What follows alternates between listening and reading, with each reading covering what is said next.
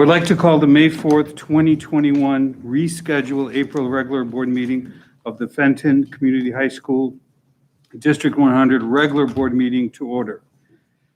Mary, may I have a roll call? Yes. Galloway? Here. Peyton Ho? Here. Figueroa? Here. Rego? Here. Ramirez? Here. Tinkball Kong? Here. Wiedemann? Here.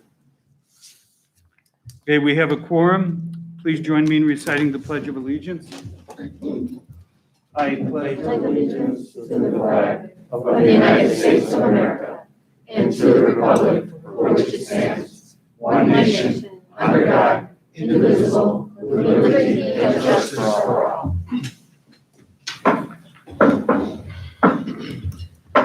Thank you. And James, please read our Fenton mission, beliefs, and Bison way statements. Sure. Cultivate successful, passionate learners through rigor, relevance, and relationship. Successful, passionate learners thrive when we champion innovative teaching and engage learning. School and home collaborate effectively.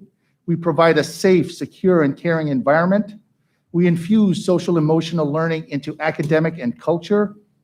Diversity empowers our learning community. We prepare students to fulfill their civic responsibilities. The Bison Way. Students and adults at Fenton High School create a safe, caring, empathetic environment when we believe in each other, respect diversity, communicate openly, grow together, and hold each other to high expectations to become the leaders and the innovators of the future. Thank you, James. Mary, do we have any requests for public statements? Yes, we do. We have 3 this evening. Okay, as a reminder, public comments are limited to 3 minutes per speaker with a limit of 30 minutes per topic.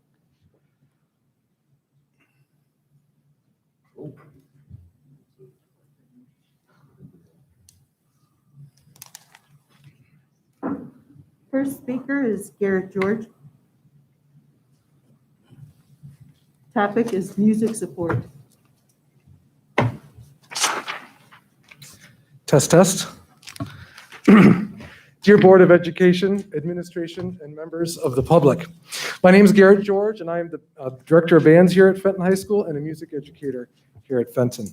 Since I can remember, the Fenton School Board has proudly supported the Fenton Music Department in a number of ways. You have attended concerts, marched in parades, supported our state out-of-state trips, and celebrated our state qualifying ensembles and students. Several of you have come from the music department itself by being parents of music students, which brings me fond memories of your help with uniform fittings, serving refreshments at events, making ribbons for seniors, attending concerts, and selling 50-50 raffles at football games, just to name a few. Your support has not gone unnoticed. We see you at our events. We see you smiling when bands and choirs are performing within the community. We hear your voices when you wish our students well. We also notice the empowerment you have given our educational leaders to continue this support. This has been evident with our diversity in music student programs and the flexibility in scheduling that has allowed the music department to grow robustly over the past 5 to 7 years. In a spirit of gratitude, the Fenton Music Department has made a donation to the Fenton Music Boosters in each of your names to provide you with a token of our appreciation. We hope that you will proudly display our Support Fenton Music Students signs in your yards. While we're on the topic of gratitude, I would like to highlight a few people for whom you have empowered to make a difference in the education of Fenton music students. The first person is Dr. Jim Batson. Dr. Batson has gone above and beyond to ensure all staff have the technical equipment to teach to the best of their abilities during this difficult school year. Additionally, Jim has taken the time out of his busy schedule to meet with us, assess our needs, and provide us with the tools to make remote and hybrid teaching as easy as possible. Jim has not only been a facilitator, but a teacher of best practices in using this equipment. I have learned more of sound engineering and sound reinforcement this year than I have in a lifetime of teaching music. Jim, thank you for being a teacher of teachers and supporting student learning and supporting music. The other person I would like to highlight before you is Dr. Eric Coranda. Eric has consistently provided a stabilizing direction for our division and has made the music department feel like they were always being heard. In this always challenging environment, changing environment, Eric has been thoughtful, real, and honest with us in every capacity. I would even go so far as to say that he, like any other human during this pandemic, was frustrated at times when he wasn't able to provide us with the answers because of the always changing situation. While we might not have always liked what we heard, Eric informed us with fairness, empathy, and consideration. Eric has shown us that he is aware of how hard the pandemic has been on music education and how that difficulty, while difficult for all, uniquely affects music students. Thank you, Eric Coranda, for doing a near impossible job in supporting us, our music students, and music education. Thank you.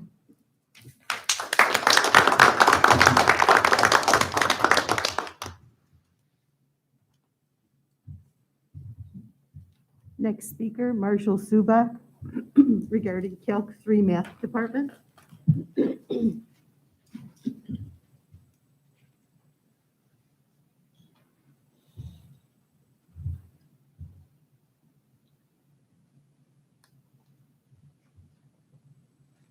Thank you. My name is Marshall Subak. I have a daughter that's a junior to soon be senior. I want to talk a little bit about the Calc III program at Fenton. In 1991, the University of Michigan basketball team recruited 5 freshman basketball players, and they were called the Fab Five. In 2021, Fenton has its own Fab Five.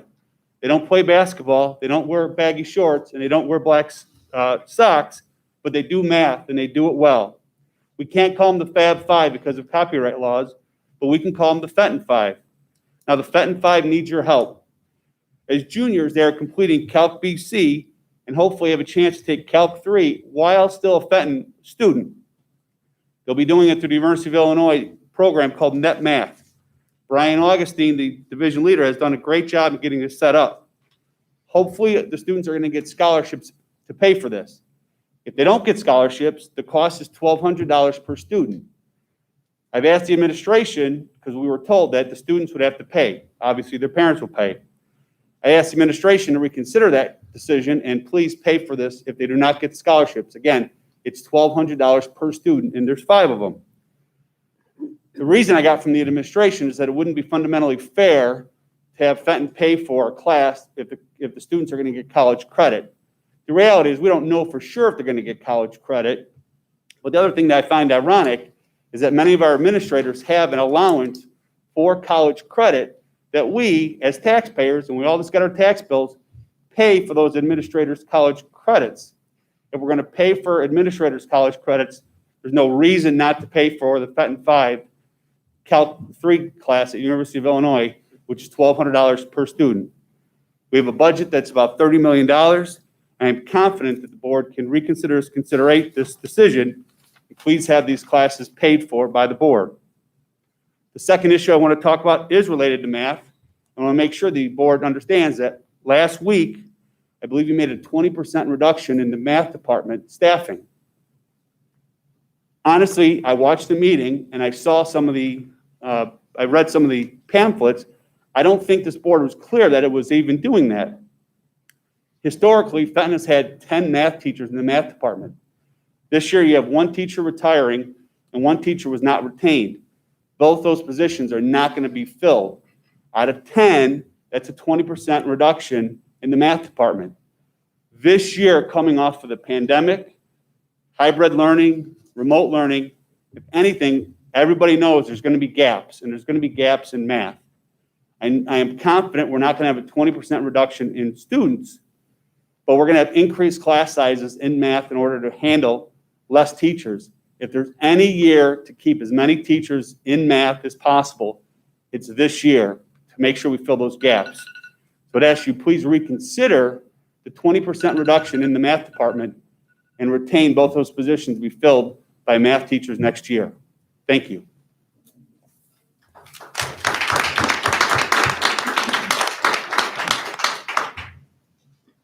Next speaker, Patrick Escobedo, regarding FEA and board re-elections.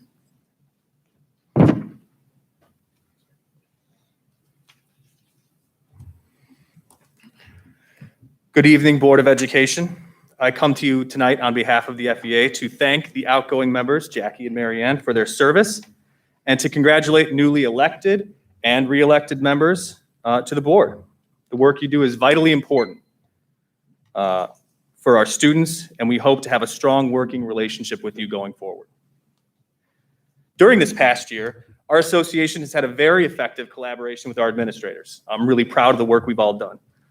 The unprecedented global pandemic has required a free exchange of ideas, a coordinated response, and an ongoing dialogue between our association and our administrators. And I'm really proud to say we've accomplished great things. We have brought the school, we have brought the students in the community through an absolutely trying time. So it's our hope that we can extend that dialogue to include the Board of Education as well moving forward. Therefore, what we are asking is that the board begin having quarterly meetings with members of our association, with our administration, and us as a way to educate yourselves on important issues and potential opportunities that your teachers see on the horizon. Think of these meetings as a way to share goals, to share values and concerns in a spirit of collaboration. Now, I want to be clear. We are not asking for meetings where decisions will be made or where policy would be set. That's the role of the school board meetings that we're at right now. Rather, what we seek is a venue with which we can directly engage and communicate with each other. Not only is it appropriate for us to have such meetings, according to the National Association of School Boards, quote, effective school boards have a collaborative relationship with the staff and the community and establish strong communication structures to inform and engage both internal and external stakeholders in setting and achieving district goals. Additionally, the Illinois Association of School Boards lists connecting with its community as number 2 on its list of 6 best practices. A once a quarter meeting with your teachers to learn about the issues important to them and to express your ideas and concerns with them is certainly in keeping with the best practices of the very organizations that are charged with governing the work that you all do. Given that we work directly with the students whose education you have been elected to safeguard, we feel this is the type of meeting which you should be seeking out with us and which we are more than ready to begin having. In closing, I have to say, I have addressed the board since becoming president of our association numerous times. And I can tell you with certainty, that the most upsetting and frustrating part of my work and the most upsetting and frustrating part of my colleagues who have shown up tonight in support is to bring a legitimate concern or idea before the Board of Education and to receive no response from our board.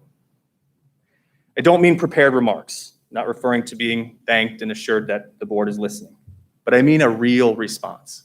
I'm coming to you tonight with a real idea that your teachers care about. Please let me finish.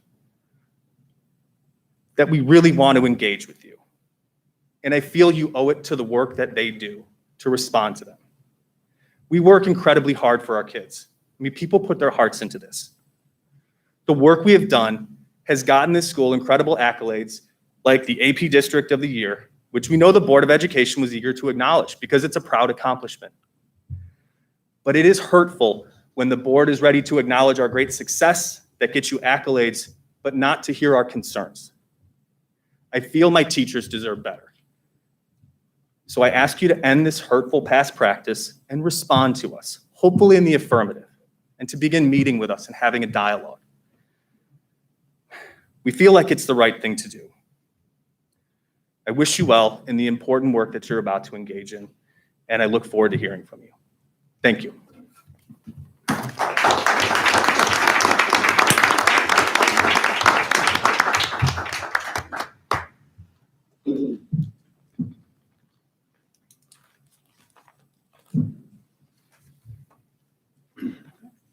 Mary, that's all the speakers? Yes, that was it. All right, thank you. Now we move on to the approval of the March regular Board of Education meeting minutes. May I have a motion that the Board of Education approve the March regular Board of Education meeting minutes as presented? So moved. Second. Thank you, Leo. Thank you, Mary Ann. Roll call, please. Peyton Howell, Yes. Jelwick, Yes. Figueroa, Yes. Rego, Yes. Ramirez, Yes. Tinkle Pong, Yes. Wiedemann, Yes. Motion has passed. Now we move on to recognitions. James? Let me get my phone for a minute. I'm sorry. It's I don't okay. even know how to do it. It's okay. That was by Mrs. Papa Nicolau, by the way. Just real quick, we got a video here. We want to recognize the Family, Career, and Community Leaders of America, FCCLA, for qualifying for state. We have Miss Kelly Engel to start off the video. Mr. Batson, take it away.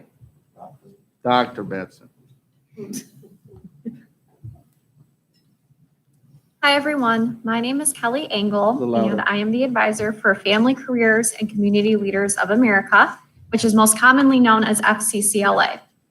Pictured, I have Senior Lizbeth Ramirez,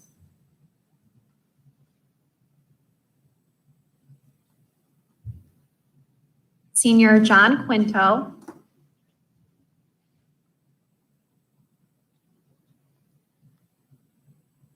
Junior Alexa Toledo,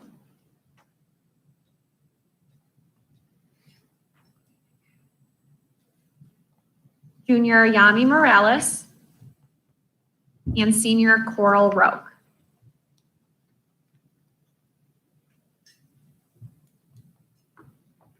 FCCLA is a national organization where students have the opportunity to explore career opportunities and build real-world skills by developing projects, engaging and participating in events, and competing regionally and nationally for scholarships and awards.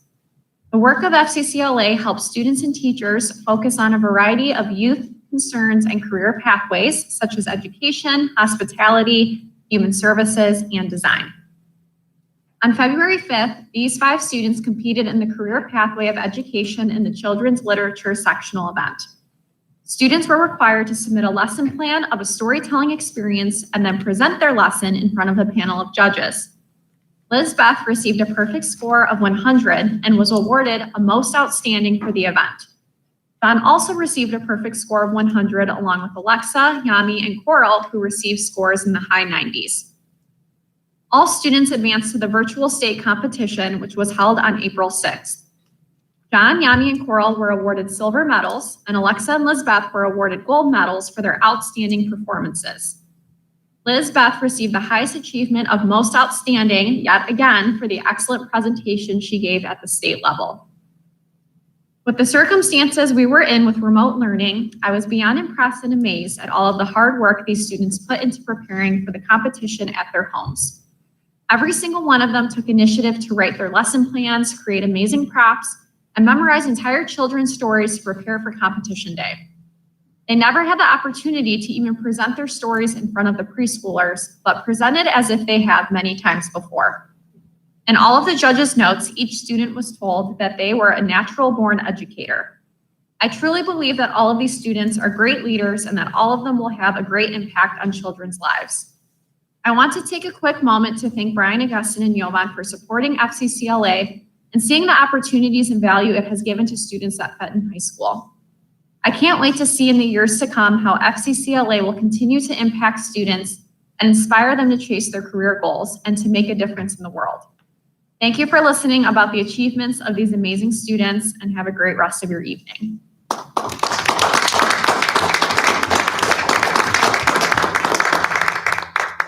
I say something about Kelly?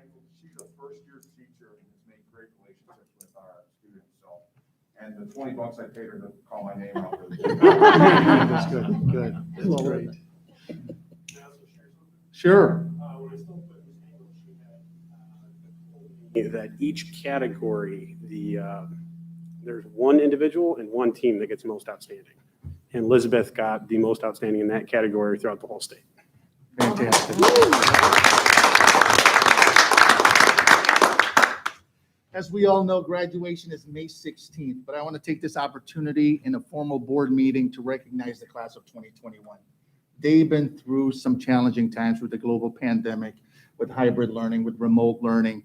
And now, really, what's the best way for us to salute them in many ways? If you've been down 83, you've seen the sign there.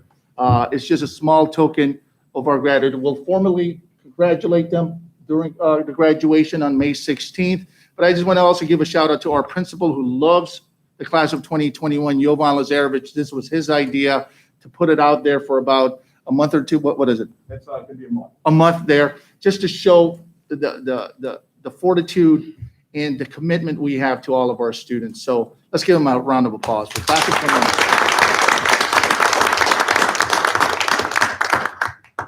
The last, Another well-spent $20. there you go. The last recognition goes to our outgoing board, okay? Jackie and Mary Ann. We're going to miss you. Paul has written something. I got something to say afterward, but we'll let the president start it off. I would like to recognize our outgoing board members, Jackie and Mary Ann. Mary Ann and Jackie, I would personally like to thank you for your service and dedication to the students of District 100. You have effected positive change on behalf of the students in this district through supporting accomplishments such as AP District of the Year, facility audit, vaccinations, yearly balanced budgets, fiscal integrity, and supporting, as well as supporting equity and inclusion programs and policies so that each student has access and can take full advantage of all resources the district has to offer. This includes supporting and advocating for progressive curriculum and professional development initiatives for the benefit of the students. You have made tough decisions with sometimes uncomfortable conversations, resulting in what is best for the students of District 100. You each bring your own unique talents, perspectives, and rationales, so we can collectively come to the best decisions for the students. Jackie and Mary Ann, I speak on behalf of the board in thanking you and wishing you the best in your future endeavors. You will be sorely missed. Thank you again. Would anyone else like to say anything? Sure. I'd like to start off. First of all, just flat out, gracias. Thank you, salamat, okay, for all of the hard work. Being a board member comes in many colors and sizes, as you all know. I think this board really has to be proud of, for me, in my book, two things, okay? About 2 years ago, we committed to ourselves to equity, okay? When it was not popular, we said we're going to do an equity audit with the Regional Office of Education. We'll be the first one in DuPage. And it sounded new. But thank you for supporting us. Thank you for going through that real hard saying, hey, look, we're going to look at our district. We're going to really see how we can live equity. And it wasn't very popular. We know there's a lot of work, but we got dealt in the mix, the district equity leadership team. We got DEI in place for all of our staff, an incoming board member with our new board members there, John, as well as Sylvia. Those are two good things. The second part is you walk around the building. We know it's a tale of two cities in this building, okay? You got the 2014, 2015 construction, and you got the 1950 building. We decided to go with a facility audit and say, hey, look, our community deserves better. The future generation of Fenton students deserve better. We need the best classroom from them, a 2021, 2030, 2040 sort of classroom. We went through that audit, and we're on our way with the next board coming up, hopefully to move towards that referendum. But I just want to give you guys a shout out for those bold, deliberate moves for our district. Thank you.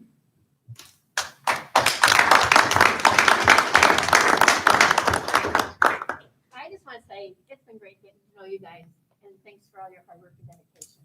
Ditto. Thank you. Yes, it's been a pleasure for me. So I'll go because you guys know I don't pass up an opportunity to talk. So we came in together. You guys had me in the closed session as you guys went through my interview process, and it was great to get to know everybody. So I have two stories. The first story is that during closed session, Jackie, Mary Ann, and I are not allowed to sit next to each other. So that's the first story. The second story is just the support that we've constantly gotten from you guys. And I remember we were having a conversation early about a decision-making process. And I said, absolutely, I'll be happy to call you about every decision that I have to make from the principal's office. And Mary Ann's like, oh, no, you're not going to do that. And then Jackie right behind her, oh, no, I'm not. And then Juliet, and then it just kind of flowed. And I really appreciate that you supported us, that you believed in our mission, and I think most importantly, you always talked about what's going to be best for kids first. And so I really appreciate that from you. So thank you very much for that. Thank you. I would say that the two of you have been great listeners and very supportive of us. And, it's not easy to come to these meetings, the commitment that you've made. And I appreciate you taking your time out and committed to these meetings and other meetings as well. And I just want to thank you both for being so supportive of us and moving the district forward. I guess we're going down the list here. Michelle, start thinking of something.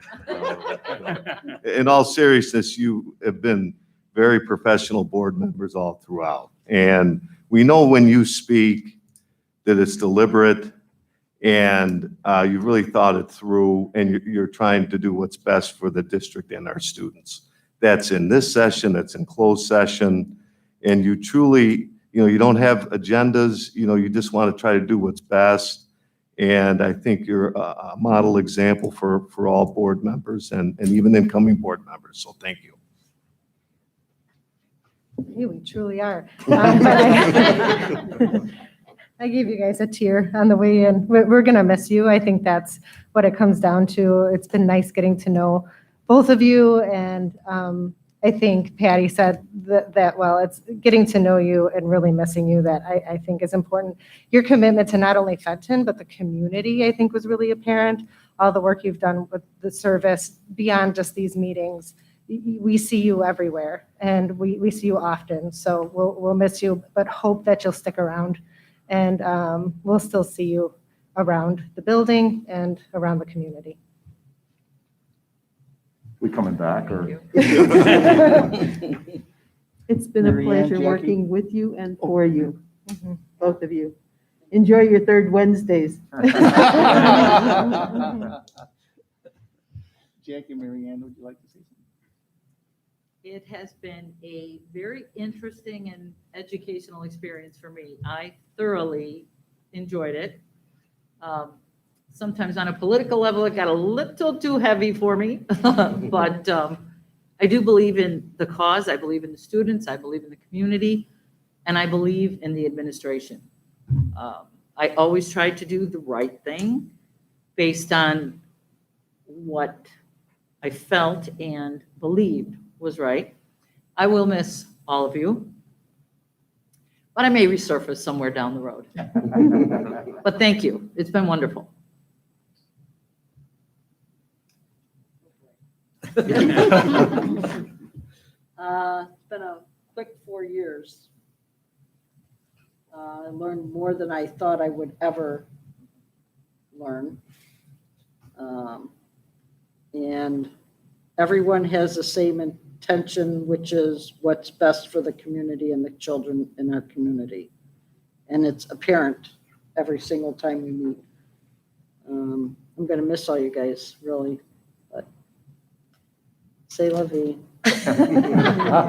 Hey, we forgot about our Thank you. non-voting eighth member there, Jeffrey, who shows up. That's Security. That's right. Hey, let's give him one big round of applause.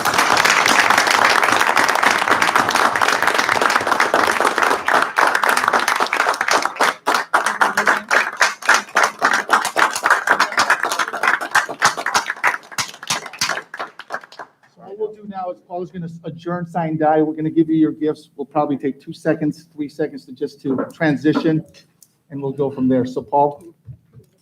All right, hang on, Jackie. Mary Ann, there's one more motion, okay? Okay. All right. May I have a motion that the Board of Education adjourn the retiring board, sign, die? So move. Thank you, Leo. Thank you, Juliet. Roll call, please. Peyton Howell, Yes. Figueroa, Yes. Rego, Yes. Ramirez, Yes. Tingpal Pong, Yes. Jalowick, No.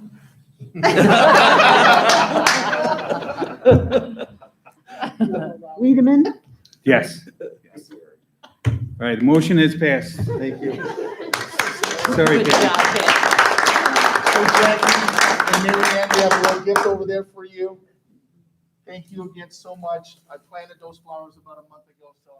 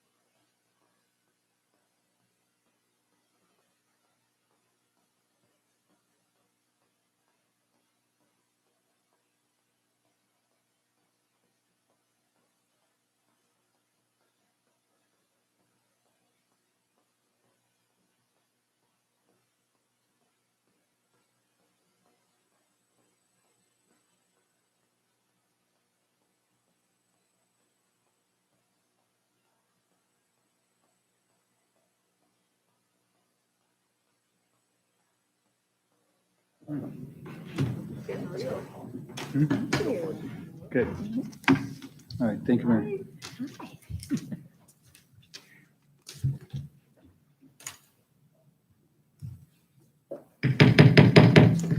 Once again, I would like to call the May 4th, 2021 rescheduled April regular board meeting of the Fenton Community High School District 100 regular board meeting to order. Mary, may I have a roll call? Yes. Riga?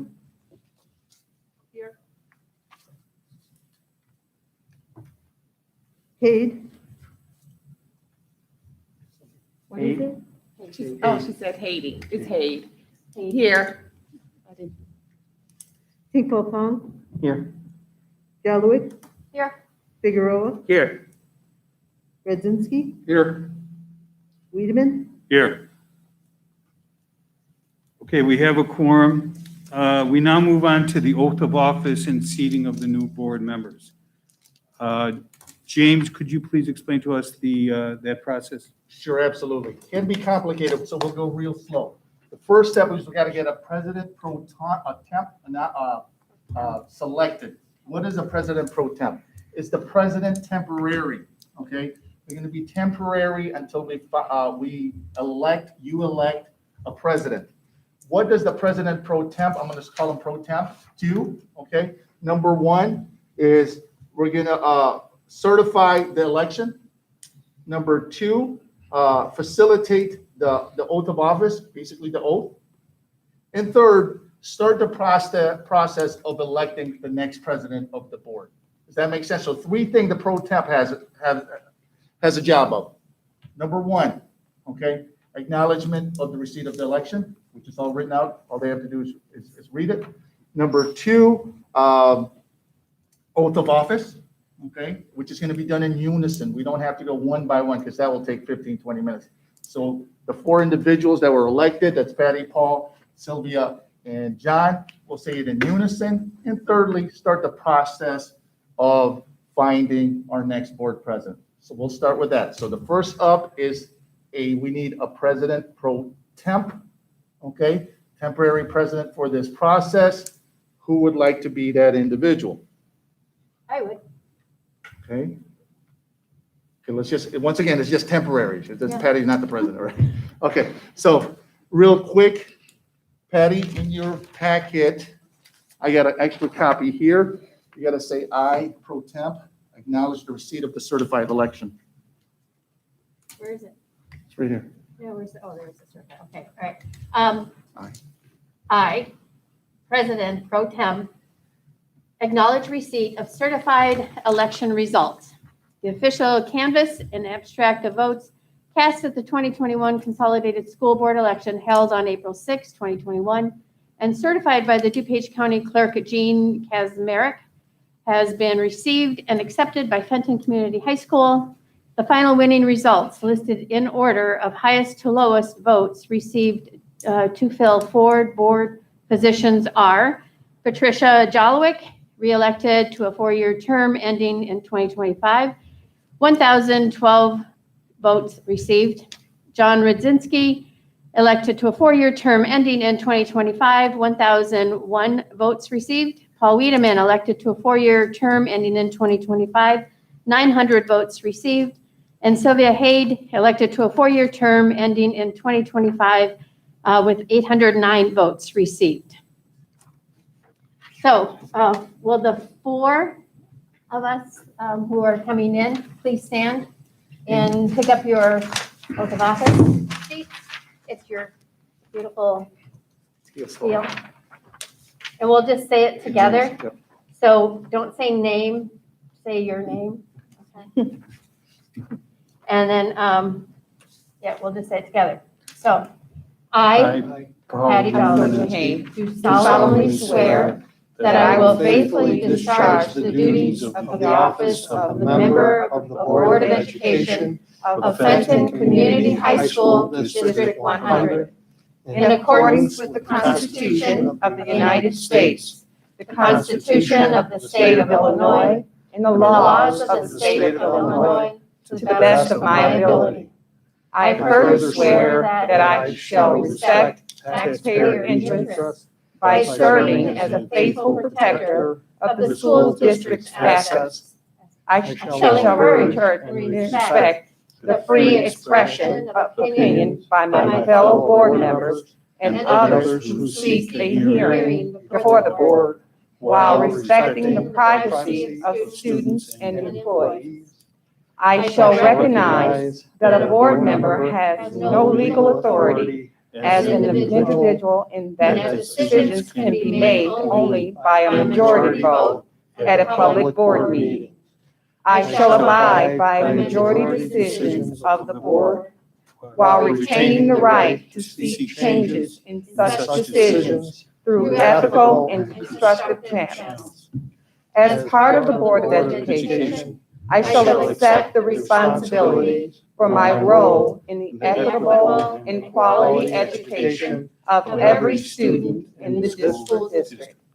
I shall foster with the board extensive participation of the community, formulate goals, define outcomes, and set a course for Fenton Community High School, District 100. I shall assist in establishing a structure and an environment designed to ensure all students have the opportunity to attain their maximum potential through a sound organizational framework.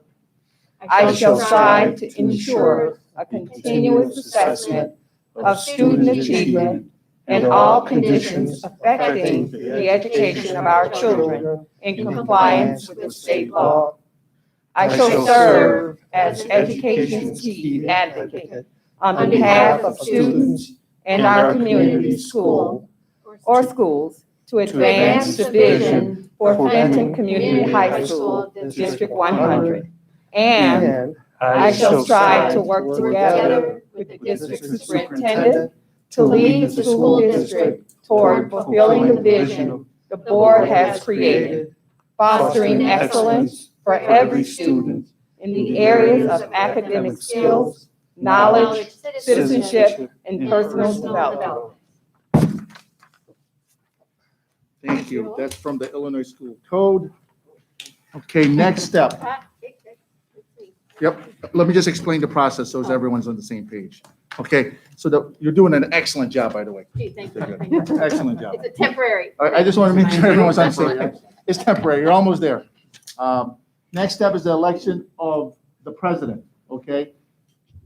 Patty's going to facilitate that process. Let me just go over some items here, okay? Board president, any board member can nominate someone or themselves. So James Ontega wants to be president. You could do that, okay? We're gonna ask for how many people would like for president or the nomination, okay? Afterwards, there will be a vote, okay, by showing of hands. Okay, does that make sense? Yeah. Okay, it's just like last time. All right, Patty? Okay. Would anyone like to nominate a president for the Board of Education? Leo? Paul Witterman. Paul? Okay. I'd like to be nominated for board president. Kit? You're nominating yourself? Yeah. Okay. Anyone else? Okay. So the candidate receiving the majority of votes cast wins. So all in favor of Paul for the office of president, raise your hands.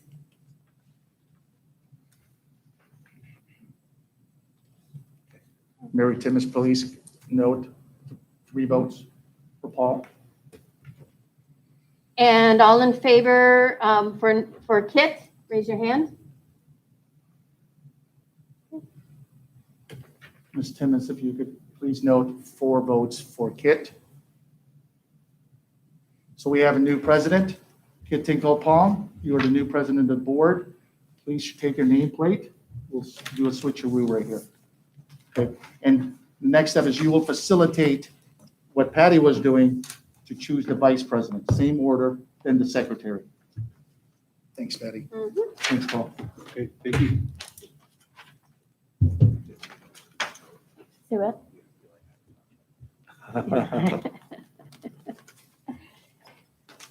Do I get any gifts? Yeah. Thanks, Betty. Oh, yeah.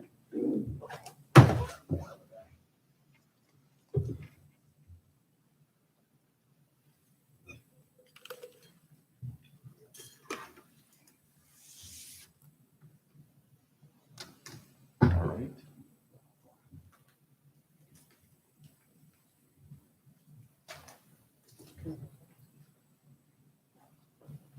Okay. Okay.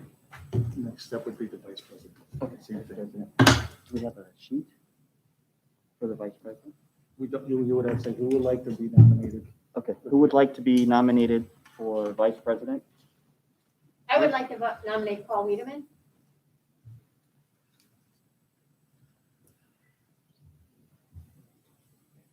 Anyone else? Anyone else? Usually what happens when there's no other Paul becomes vice president.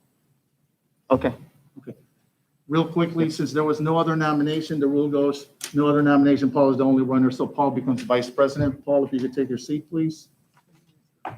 Sylvia, if you could move Yes, her we- forward. Sorry, we're gonna do No, musical that's chair, okay. guys. It's weird, but we gotta do it. No problem.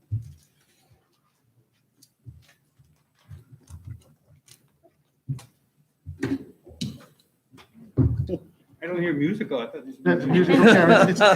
It's soft music. Thanks, Sylvia. Thanks, Paul. Who would like to be nominated for secretary? I would like to nominate Patty. And actually, I would like to nominate Leo.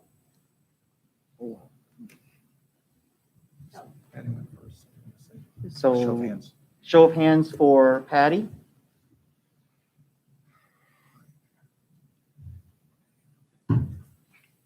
You're voting for yourself? No, okay. So Mary Timmons, if you could please note 2 votes for Patty. And show of hands for Leo. Oh. Please note, Ms. Timmons, 5 votes for Leo. Do it.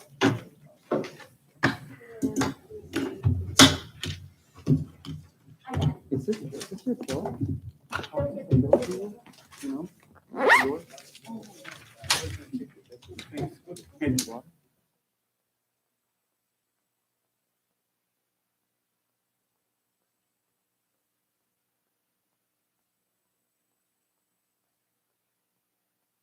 Congrats. Give him 30 seconds.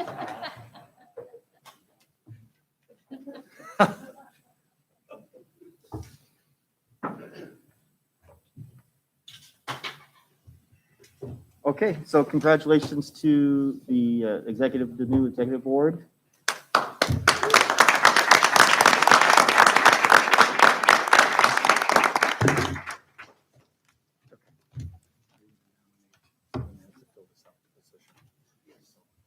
Okay, and now we need to fill the board committee appointments.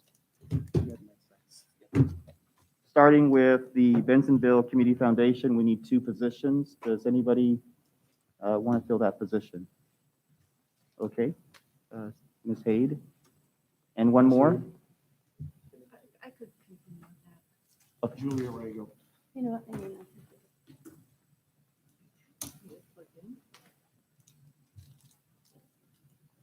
Thank you, Sylvia. Thank you, Leo. In finance, Sylvia. I just have to plug my computer in. Okay. Sorry. Yeah. The second committee would be the Finance and Facilities Committee, 2 positions. Okay, I could do one. Mr. Weeman and Ms. Rudinsky. I'll do one.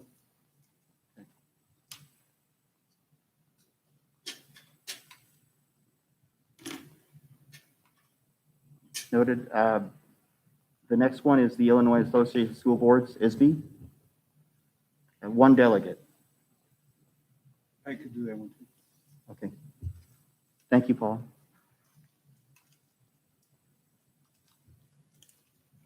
The next is Legislative Education Network of DuPage, Blend.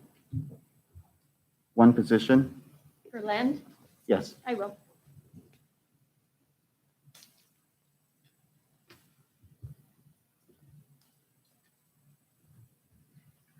Okay. Dr. Bassett, can I see the next slide? We're missing one. There we go. Thank you.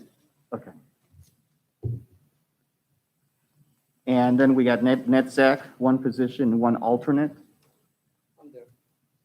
Okay, I'll be the alternate. thank you, Leo. And then you're the alternate, okay. Policy Committee, two positions. I could do that. Yes, I'll stand. Okay. And then the newly formed DEI Committee. I'll be there. And I'll step into that too. Sylvia and Kid.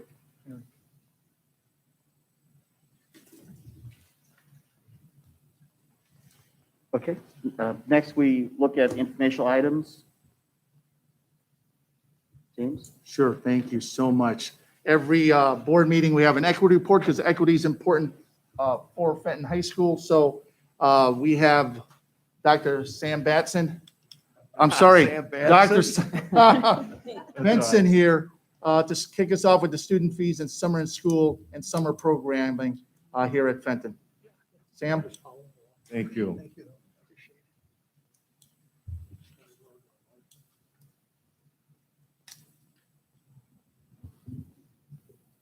Next slide. Yeah, we're just waiting.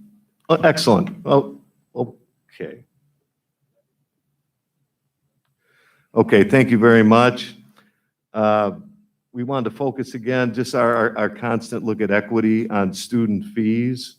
And ironically, this came out through our adult meetings in that, you know, many times you think of our equity work, you think about the human side, you think about relationships, you think about individuals, but there's a whole side to this that became clear to us. We need to look at our systems too, and our policies, and our finances. And so that's why that holistic view of equity is really powerful. And so one of the areas is the system strand that we're focusing on right now in our equity work. And I just took this from our handbook, basically. This is to ensure a systematic and continuous development toward advancing equity within all policies, processes, procedures, initiatives, decision-making, and fiscal responsibility. So again, I know that's a lot to look at, but when you start seeing this through the equity lens, you know, you want to take a look at everything. So student fees, we wanted to take a look at tonight. We have some recommendations. We're not going to act upon them tonight. However, the board meeting, May the 18th, is when we plan on doing that.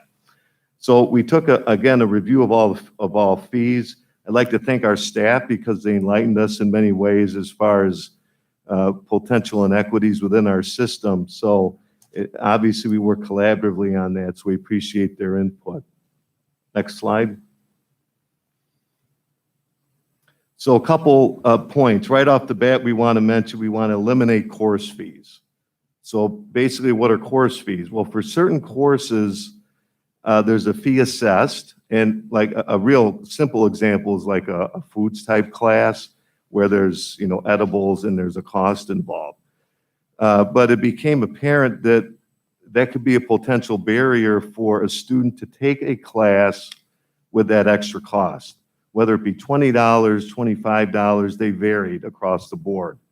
And we looked at, you know, sometimes you sort of inherit a fee structure from the past, but that doesn't necessarily make it right. So we're going to recommend the elimination of all course fees and specialty fees. The second area is approximately about a 10% reduction in the registration fee. For ninth graders, we would reduce it to $230.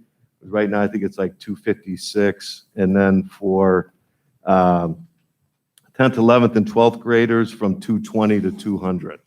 So again, we also looked at other districts in our area, and we seem to be on fairly the low end here. However, we thought with everything that's gone on, we should try to reduce that fee. Plus, we've become a little bit more efficient in our registration systems, and don't think that by this savings is going to hurt us fiscally. The other area is athletic fees. Again, as we looked at other districts, we have a pretty low fee So if you look at first and second sport, $50 each. But then we thought, well, what about a family? As a father of 4 boys, that can add up if they're all in sports at the same time. So that's what we looked at, is having a cap of $150 per year in case you have multiple athletes in multiple sports. So we're going to propose that. What do the fees cover? Like the For- registration fee? Yeah, so the registration fee, there's a whole process when we register. It involves publication of documents, sometimes mailings. Many times we hire extra clerical and security. We hire people to hand out books, to collect books and hand them out. So in theory, that's sort of what drives the registration fee, is that extra cost to register students. Okay, next slide. I should pause. Any other questions related to that, or? Just wanted to remind the board, we will have a formal recommendation at the May 19th meeting, as well as the Finance Committee meeting prior to that meeting, so we could dive further in that, but any questions would do. But, so this gives you a chance to think about it. Next meeting, you could ask the question as well. By the way, thank you from the Untanko family with 6 kids. That family cap is helpful. Right. You would have hit that cap, I think, at some point. Okay, so summer programming. First off, it's full in person this summer. Secondly, we are offering many free summer school and summer programming options. I will repeat, they are free. Not every single one, but the majority of them. And actually, Pedro Castro is here too, who's leading our summer school programs. We appreciate him being here this evening. So I just kind of grouped in where we have more summer offerings than ever. And it kind of makes sense because obviously, going through the pandemic, things like learning loss, some students will need to recover a credit. And so these are all things that we focused on every summer, but we have expanded offerings this summer that we're excited about. And like I said, we're excited to be fully in person this summer. So just some examples: credit recovery options. We have online and some other options depending on the course and the discipline that the student is pursuing. Accelerated geometry. This is, we're working on making sure all of our students coming from the sender districts have that opportunity to see accelerated geometry. Right now, it's a little bit uneven depending on where you're coming from. Typically, we have charged for this course in the past, but we don't want to. We see it as an equity issue. If a student, again, is really doing well in math and wants that opportunity, we don't want the cost to be a barrier. Some other areas: math and English extension, literacy and math skills. So these are incoming freshmen who may be a little bit below grade level and need some support. The summer program is there for them to get them up to speed so they can hit the ground running freshman year. We have a variety of ESL programming, fundamentals of algebra. And then we also are excited about some STEM opportunities, AWS, Cloud Explorer Patch, referring to Amazon. So we're starting that this summer also. As far as other programming, we do have some what we sort of get ahead courses. So if a student wants to take health in the summer, they can, to provide extra flexibility during the school year. In the past, it's been $150. We decided to cut that in half.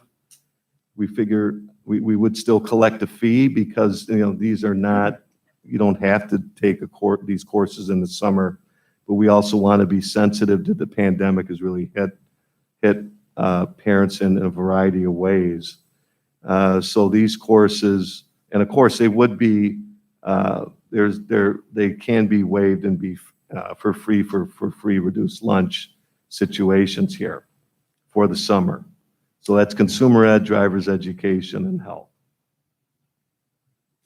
And I should add that there is a portal We have a very nice summer school program guide that Pedro put together, and parents can sign up online. Any questions? Just want to reiterate to the board that this summer, summer program, it will be in person. We'll feed our students here, give them breakfast and lunch, to try to, basically, I'll jump the gun here because fall start, we're planning a pre-pandemic start, our traditional start. So this is like to get the ball rolling, okay? If the current situation in regards to the metrics, in regards to safety, continues as is. The pandemic has really hurt learning. It doesn't mean her learning stopped. Fenton has always had learning continue, whether it's pandemic or not here, okay? So just wanted to reiterate that. But we made it a point using ESSER funding that we received from the government, which we'll talk about here in a minute, to really offer a robust, okay, summer programming for our students who need it, okay? Who needs that extra help, who needs that extra class, okay? Who needs to retake that class.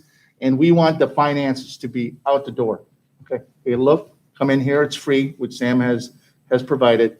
And however, the other 3 classes that he put up there, there's minimal payment there. So that's the plan for the summer. Just wanted to reiterate. Thanks, Sam. Thank you. Next up is equity report. Yep. Ms. Papanikolaou, Can you hear me? DEI. Delta. Okay. And just a note on the summer learning and this concept of unfinished learning. I think it's really important. There's some academic skills we're concerned about, but our students have learned skills for a lifetime during this that they probably could have never learned in any other scenario. So I think it's really important that we commend our students for the type of skills they've developed over this time. They've showed perseverance and persistence and grit and any other kind of life skill you can think about, and I'm proud of them. And I just want to say that because we keep focusing on learning loss because we're supposed to, based on ESSER funds and this and that and everything else that's being provided within our systems. But I just wanted to add that in there. Can I have a question? Yes. In reference to the summer school, have we gotten students already signed up for summer school? We started that process, Sylvia. There are some people who signed up already. As once again, Mr. Castro is our summer school principal. He's doing a diligent job. We're doing a blitz out there in the community, whether it's email, whether it's phone call, whether it's Padres Unidos, some of the parent outreach program. Yes, we've started with that process. Summer school starts in June, so we got a couple more weeks to hit that, to get that out in the community, get folks enrolled, and to really encourage our families to take advantage of this opportunity because it is an opportunity to take. Thank you. Thank you. Of course. Okay, so diversity, equity, and inclusion training. Since January, we've been at this with our staff, both our certified staff and support staff that have direct contact with our students on a daily basis. We've held 5 of our 6-hour-long trainings, so we've had 5 hours of training so far, with 1 more to go. We have covered topics like understanding implicit bias, social constructs of self, positionality and spheres of influence, stereotype threat, coded racial language, bystander and upstanders is our next topic and our last topic. So we've been grateful for our partnership with Dr. Yvette Dubiel. She's quite an expert, and she's really laid a nice foundation for us as a school to have some common language about this work. Something to note about the diversity, equity, and inclusion training is it takes courageous and sometimes uncomfortable conversations. And our staff has embraced this challenge, and we're grateful. Our training will continue per the Equity Action Plan. It's currently being developed by DELT, as Dr. Benson referred to, by our district equity leadership team. So although this is a foundation, next layers of this work will continue. Fantastic. And when is Dr. Dubiel going to come and talk to the board? And Yeah, we're going to talk about Okay. the diversity and equity leadership team. So that team has been meeting now since January as well, and actually well before that, because they started our equity audit last year. And we have been working this past spring for 2.5 hours at a time, and we've met 5 times now. And we are developing our equity action plan for next school year, 2021-2022. We're focusing on 5 strands: systems, teaching and learning, professional development, community and family as agency, and student voice and culture. We're in the process of finalizing this plan and rehearsing for when we come and present to you in June. So we have on the docket for June a presentation of the full equity action plan that we plan to implement next year. This plan's very critical to ensure that we see all of our decisions through with a lens of equity. It's helping us move in that direction. We're getting better at that. And this plan will ensure that we continue to grow in that area. So we look forward to presenting. We will have members of all the members of the team we hope will join us, but we will have members of each strand presenting to you on June 21st. So any questions about DEI or our equity action plan? So real quick, board, we got an audit, okay? We had an audit. We came up with what the audit found, okay, strengths, weaknesses, and opportunities. We had some objectives. Now we got to say, what are we going to do about some of those opportunities, okay? That's where the action plan comes in, okay? There were 5 strands there. So we'll share that with Dr. Dubiel being there and the strand leaders there. So just wanted to give you a big picture. So there was an assessment. We reviewed the assessment. We analyzed the assessment. What are you going to do about it, and how are you going to measure it? Okay. So we're serious about this, and can't wait for that meeting to start and get moving on some of the action plans. Next up, real quick, is school schedule updates. So one thing is for sure, I said it already. Summer school is in person. We want to get that. We want to put that demarcation line. Hey, look, we're all in. We plan to be all in the fall. But once again, we don't know where the pandemic is going, right? Even though we know people are getting vaccinated, we know that. A couple weeks ago, it was at 3,000 cases there. So, but that is our plan. We're planning for that. Our traditional 8-period days, 5 days a week. We're going to continue to follow the CDC, IDPH, DCPH, and ISB guidelines, as well as the governor. It would be so much easier if the governor says, you know what, everyone in. Can't wait that, but we got to wait, okay?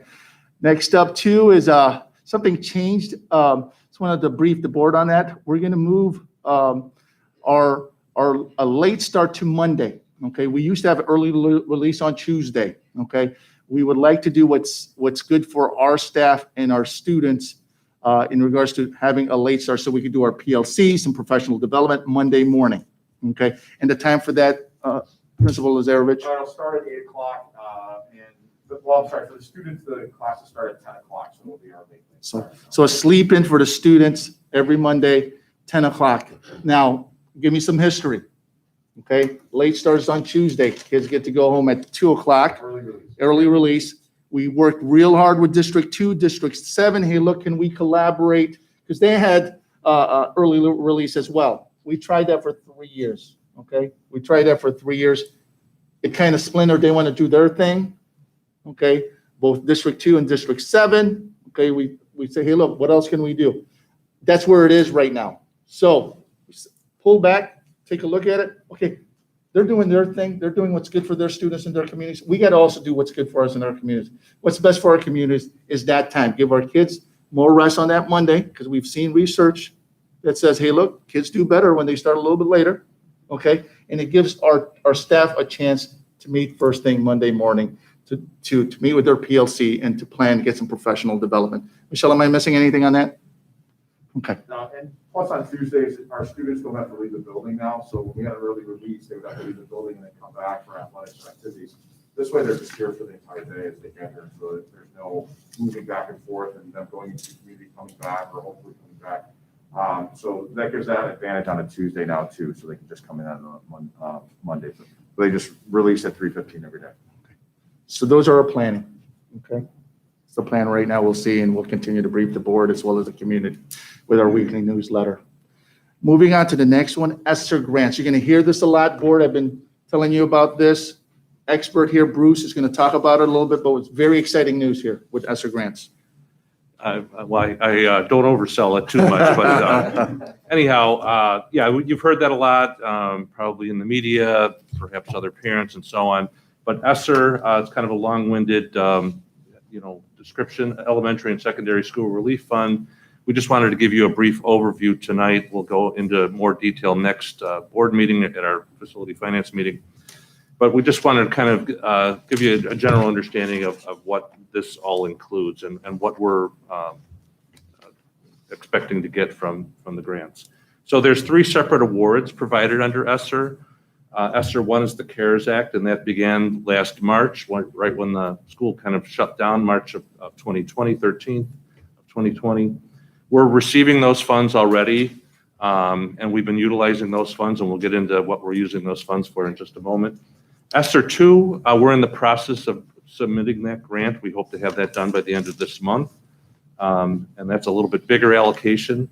And then ESSER F, I'm not exactly sure what the F is, but it's the American Recovery Program. I think you may have heard that. That might be better known by that description. But each award is tracked separately. Those are the time periods of when they run. So there is a finite amount of time they'll run, which you would kind of expect when the federal government's rolling out grants of this nature.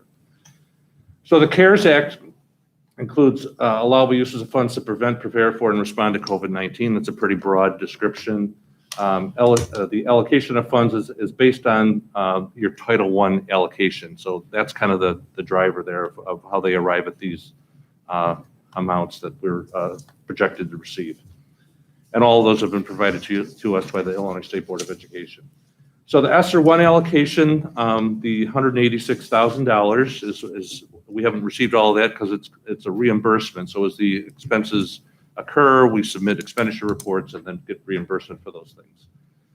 So we've used that for staff development, and a lot of this was done last year preparing for remote learning this past school year. So last spring we used these funds towards a lot of staff development and training, as I said, to support remote learning. PPE supplies, personal protective equipment supplies, to keep our building safe and clean.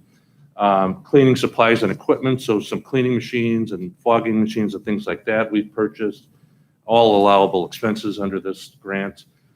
Miscellaneous equipment and supplies, a lot of that is technology, kind of falls into that bucket. And then we've budgeted the majority of those funds in this fiscal year, so that's where that activity is happening. And then ESSER 2, the allocation is about $730,000, so a significant more amount of money. The grant, as I said, our plan is to submit that this month. When you do submit it, you have to write for the entire amount. So it's, you can amend that at future, but you have to write it for the entire amount. But some of the things, and we're still vetting some of these things, but we've been meeting weekly as a team to discuss how the best way we believe we should spend the funds. Learning loss supports, upgrading projects to improve air quality. We'll ask the board to ask on something later this evening to address that issue with our ionizers. Staff supports and student supports, students, desks, and chairs to support social distancing, technology needs. And as I said, those scopes of the projects are still being vetted. And those funds will be budgeted next year. So our fiscal year begins July 1st. So that's when we'll start budgeting and expending those funds for next year. And then finally, ESSER F, the American Recovery Program, about $1.6 million, a pretty significant amount of money. 20%, and this is different than the other two, there's a reserve. They refer to it as there's no reserve in the first two, but 20% must be utilized for learning loss through the implementation of evidence-based interventions. So the potential initiatives, summer learning enrichment, extended day, after-school programs, SEL, social emotional learning, classroom furniture, again, to support social distancing, probably looking at some lunchroom furniture as well, and then further improvements in air quality. That grant is not available yet. It's expected to be released July 1st. We'll write for it at that point in time. We've already been kind of preliminary planning for that, but those funds won't be budgeted until next year and probably into the following fiscal year as well. And these funds are available to spend through 2024. So basically a 3-year window to utilize those funds. So it's a lot of collaboration, a lot of planning, a lot of tracking of the funds. They're federal funds. They're going to expect that. We will track those separately as we are required to do.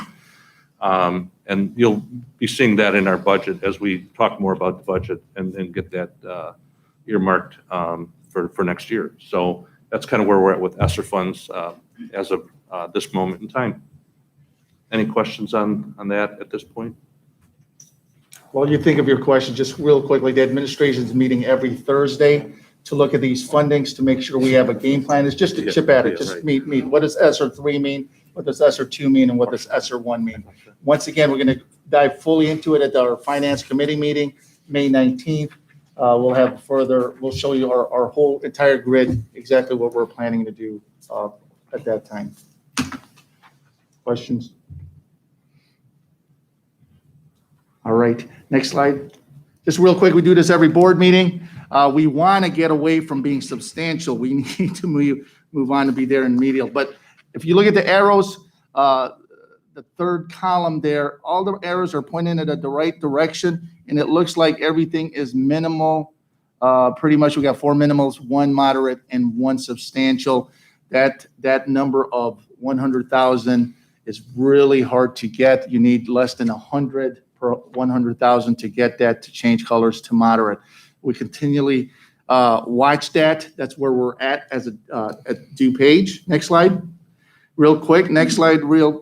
Here is basically the due page number as well. We see the trend there. You can see from left to right. We're at a peak, the middle, but it seemed like it dipped, and maybe there's a little rise there, but from the peak, there's a significant difference there. So I think we could all agree the trend is down, especially with some vaccination. I'm keeping my fingers crossed in regards to that.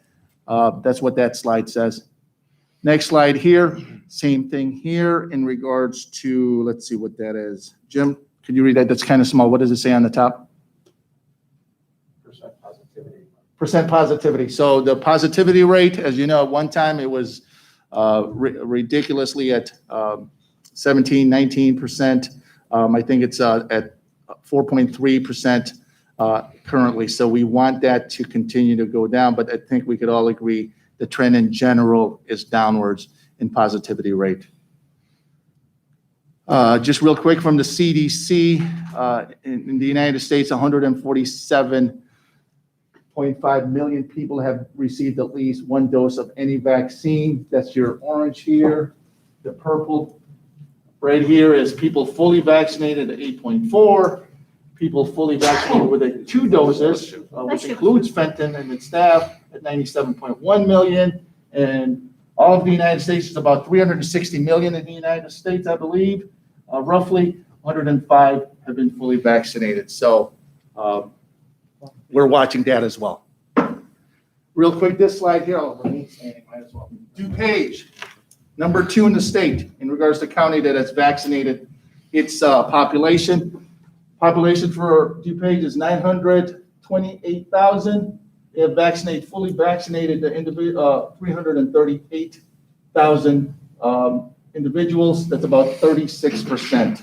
Okay, we lead the vaccination in regards to Lake County, Cook County, the big counties. I think there's a little county, I think it's Kendall, that just beats us by a percentage point. But shout out to DuPage and the DuPage County Public Health for doing a great job, working with schools, working with hospitals, working with churches, mosques, to get its individuals vaccinated. As you know, we had 3 vaccination efforts here at Fenton. We have vaccinated about 6,500, Rick, individuals. So we're getting close to 15,000 doses administered here at Fenton. That's huge. We lead the DuPage schools in this. Very proud of that as well. Okay, next vaccination is this Friday. Board, if you would like to help, Paul, thank you for always assisting us with that one. We plan to administer 1,300 doses. A huge shout out to our partners. First, the administrators, Sammy, Yovan, Bruce, constantly there, Michelle, our staff, security, assisting with us with that. Huge shout out to St. Monica's, okay, helping us to reach our brown population, our Latinx population. Huge shout out there, as well as Sylvia Acuna. If you haven't known Sylvia yet, Sylvia, wherever you are, shout out to you with Padres Unidos, Pedro. That's his biggest advocate there. You shout out. She brings in hundreds of individuals. She'll make those calls and so forth, as well as the taxing bodies. We couldn't have done this without our taxing bodies, right? Our Village of Bensonville, the Park District, the library, the police department. We continue to work with those individuals, and we're actually very, very good. If you talk to Jewel Osco Pharmacy, they love coming to Fenton because we make it easier for them. We're prepared, we're organized, and we're professional. Next slide. Senior Chromebook. I'm going to pass this on to Bruce. All right, sure. The Chromebooks, first of all, I think you're all aware that each student at Fenton High School is issued a Chromebook upon entering the high school in their freshman year, and they keep that for all 4 years. So we're finishing our 4th year of that program. Prior to buying each class a Chromebook, we leased them, and so they were on I think a multi-year lease. This was going back about 5 years or so. We kind of reevaluated that and thought, the best way really for us to do it and to buy a better device would be to buy a class round of Chromebooks each year and phase those in. So obviously the first year we started phasing it in, we had seniors who were issued a Chromebook. At the end of the year, we took those back, and then we redeployed some of them as loaners, and then we traded them into a company that buys them back in that business. These seniors hold the distinction of having those devices for 4 years. So they've had them for 4 years. We've already went to our vendor to get a price value on them. They range anywhere from $15 to $30 is the estimation on the cost of the devices. We're recommending that we actually allow the students to purchase them if they'd like for $20. They can turn them in. If they don't want the devices, we'll take them back, and then we will recycle them accordingly. But we're recommending to allow students to have the option to purchase them if they so choose, the senior class, I should say, and emphasize that. So that's kind of our recommendation, and that's kind of where we're at right now. We'll bring a formal recommendation to the board later this month, I guess May 19th. Any questions on the whole Chromebook issuance and for the seniors? This is great for some of our seniors who's going on to college and they might not have a device to take it with them. So, okay. Thanks, Bruce. Next slide. Floss and SEIU, as you know, we have 3 association here at Fenton. We reached a tentative agreement with Floss and would like to start negotiating with SEIU. We'll discuss that in closed session and further. Next slide. Finance Facility Committee, friendly reminder, we hit it 3 or 4 times already at this meeting. Our next finance meeting, which is critical, we're going to talk about ESSER, we're going to talk about Chromebooks, and really dive into what we're going to utilize this $1.6 million that's going to be open to our families, our facilities, to our staff, and so forth at May 19th. It starts at 6 p.m. Would love all board members to be there so we could do this collectively. Next slide. Received 2 FOIA's requests, smart procurement vendor requests. They send us quarterly, and the sheet metal worker local smart 265 wanted to know basically all the construction jobs that has taken place. We have not done any construction job lately. So Mrs. Timmons has done a great job resolving those FOIAs, and we'll continue to bring FOIAs to the board as it comes. Next slide. Important dates for the board: Senior Awards Night, May 12th. Principal Lazarevich, let me know if I get the dates wrong. Senior Brunch, tentatively, May 13th. graduation, May 16th. We would like the board to be here at what time? 10:30 is the start? Around 9:45. 9:45. Board Finance Committee, 6 PM in person, May 19th. Board meeting, May 19th, the regular board meeting. Last day of school is May 20th. DEI training for the board is May 22nd for the first batch. Sylvia and John, I sent you an email for the second batch of DEI training. I believe it's in June, not June 27th. Sylvia, I know that's important to you, so it's there. Please look at your email. We want all the board members to attend, and I think everyone has attended or is currently attending. So if we could do that as a district, that would be great. Am I missing anything there, Yvonne? Other than, the board members that bring donuts, but everything else. Correct. Very good. Next slide. Consent agenda. Okay, so do we have any questions on these comments regarding the consent agenda? Yeah, I do. Just a quick question, Bruce. Who, like the P cards? Tell me again about the P cards and like, does everybody have a card and do they have a certain budget or is it just, Yeah, not everyone has a card. Typically, supervisors are the ones who are issued cards. okay, So division leaders, principals, those types of folks in that supervisory capacity. So the expectation is that they all, they have budgets within their departments that they utilize and are expected to stay within those budgets. And that's where those purchases are applied to those account numbers and their budgets throughout the school year. okay. Are they encouraged or are they required to like seek out like several sources to get the best price on things? Because there were some So pretty we high have charges. arrangements made with multiple vendors. For example, office supplies, we have 3 or 4 different vendors that we have bid pricing with, contract pricing. So yes, they're expected to, compare pricing and then place an order accordingly. A lot of times, the cards are used for attending workshops and things like that, that oftentimes in the old days, you used to be able to issue a PO. Nowadays, everybody wants immediate payment or a credit card. So that a lot of those travel types of activities are what the cards are used for as well. But the other thing I will say, some of our vendors, or actually I should say all of our online vendors where they buy products from, the orders then come to the business office before they're released. So we are able to review them before they're released to go to the vendor To the division. for approval. Yeah. Okay, thanks. Any other questions? Yeah, I do.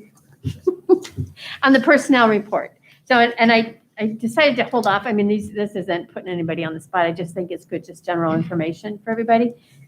So what's the difference between a substitute and a daily substitute? Thank you, Mr. Lazarevich. A daily sub is someone that we employ every day to be here, to be a substitute teacher. So the rate's a little bit higher than a substitute, which is basically someone that's on call and then they come into sub only on particular days. So what if a daily substitute shows up and you don't need them? That hasn't happened yet that I'm aware of. Yeah, there's always some sort of a need for that. Okay. Yeah. And we have 2 of them. So in this case, we had a daily sub who left for another full-time employment, become a teacher somewhere.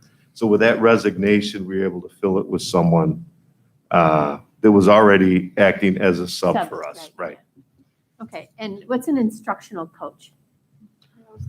I'm going to refer to Michelle on that one. Okay. That's a contractual position within our, you can't hear it? Okay. That's a position within our contract with the FBA. We have 7 instructional coaches. They are provided a stipend every year that they serve. They do duties such as training other staff members, coaching staff members through their evaluation process, supporting SEL needs of students through the professional development of the teachers. So any of our professional development, they're helping to lead. So it's professional development. They're Yeah. helping peers in their professional development. Right, correct. I was thinking it was like a tutor, so I No. didn't know. All right. Yeah, And are social worker internships paid internships? Yes, They're they just- are. They are? Yeah, they're paid. Didn't know that. Thanks, Danny. I've got a question on the Chromebooks. So when we recycle those Chromebooks, where do they go? You know, all these schools that are doing Chromebooks. Like, Where do they go? After we're done with them? The vendor, I don't know exactly what the vendor does with them, but I believe they recycle them or probably resell them, a lot of them as well.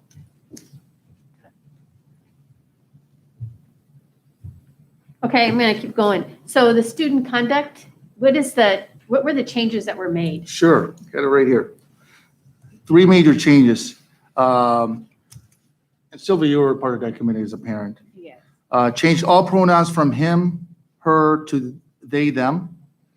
Updated academic dishonesty policy to reflect the students no longer receive a 0 on assignment involving academic dishonesty.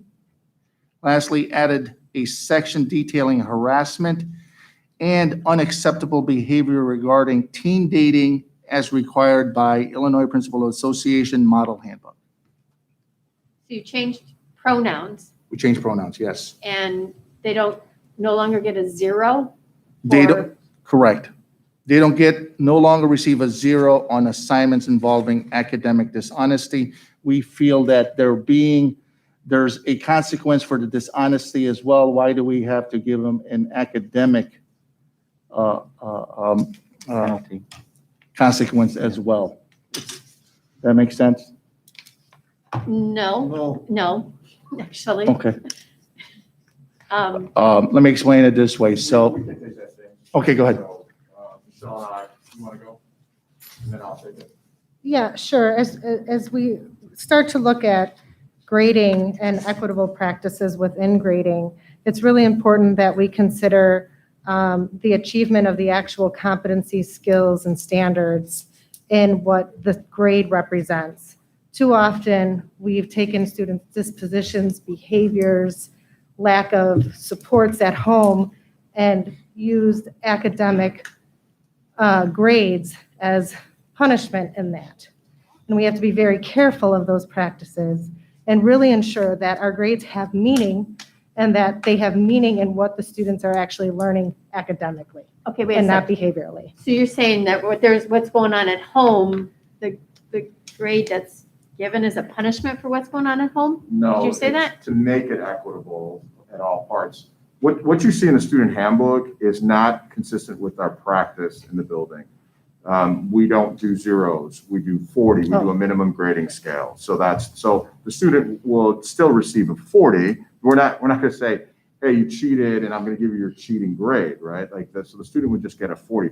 So basically what happens in that student handbook, we've just taken the 0 out because it's misleading. We don't use that number anymore, or math teachers, what's the 0? I forgot it. What do we call the 0? It's just 0, right? But they would still get the 40 They get a 40. because they haven't shown mastery of Right. the concepts, right? Okay. So it's not the equitable part is a completely different conversation, but what you're asking about in terms of the student handbook, it doesn't fit with what we're doing procedurally. Got it. Mhm. Okay.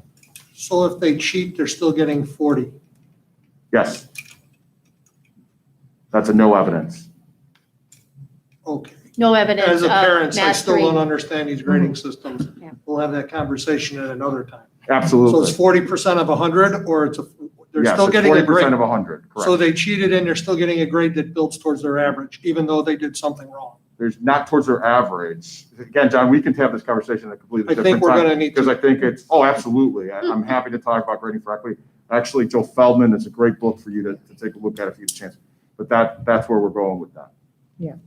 We're going to be reading that book as a staff. I think it'd be a really helpful book for anybody involved in their decisions moving forward. The entire staff is going to be reading it next year. So it's called Grading for Equity by Joe Feldman. It's really a really important piece of educational literature that we need to explore and learn from. So that's something that we're all going to be doing. There was a short time to address that handbook. We had like a short time. I felt like we didn't have enough time to really just go through it and make the changes necessary. So I think it should be readdressed. And we did discuss that. Another question on the conduct. So students, and I might have read it wrong, but students who are on in-school suspension are still allowed to participate in after-school activities? Is that correct? Did I read that right? I don't believe so. I think that's, It's, because if that's the case, then I can't approve this. no, I don't think so.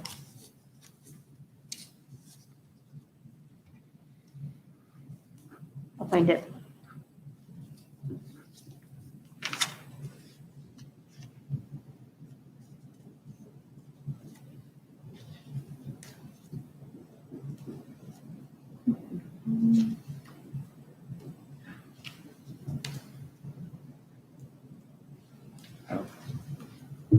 Once you're suspended, you're suspended. Teddy, just real quick, when a student's suspended, they're suspended from activities as well. So Okay. if you could find that, if Yeah. there's an error there. Mr. Castro, since you're in Plus, does that ring a we bell? need- we need Am to I take your accurate name that out of when it. someone's suspended? I guess I'm trying to get some narrative. Is that supposed to be something that was discussed as part of the changes? Because that wasn't part of the changes. Or is that just a general question? Patty's question What is the- that if someone's in-person suspension, in-school suspension, did they get to participate in extracurricular? But is that deriving from the code of conduct revision, or is this? I don't believe so. That's not what I we're don't talking think about in so. the student handbook revision. I don't Well- remember reading that, Patty. it was I don't towards, it remember was seeing that towards the either. end. So what we could do is we could clarify that moving forward. If it's not necessarily a revision, then it's a current handbook policy. It's already in place.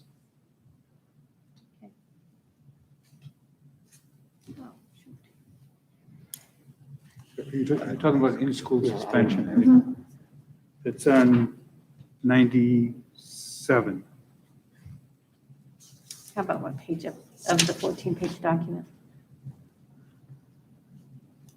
I found it. It does say that they are not eligible to participate on the day of in-school suspension. Okay, thank you. I did read that wrong. It's good Right. to know. That It's does say that, deceiving yeah. because it says they can have early releases for athletics or other activities, but then it also says they are ineligible on days of Right. in-school Very suspension. good. Okay, Thanks, John. good. Yes, thank you. Would be helpful if the changes are highlighted in the future when we're given a sheet, Yeah, so we know what the changes were to address them. Especially as a new person, it was great to read the whole thing, but I had no clue what was changed. even as old persons. I mean, Good. Yep. older, I mean. Experience, experience. Thank you. You're welcome. Veteran. Okay. Any more questions? Questions? Okay. Mm-mm.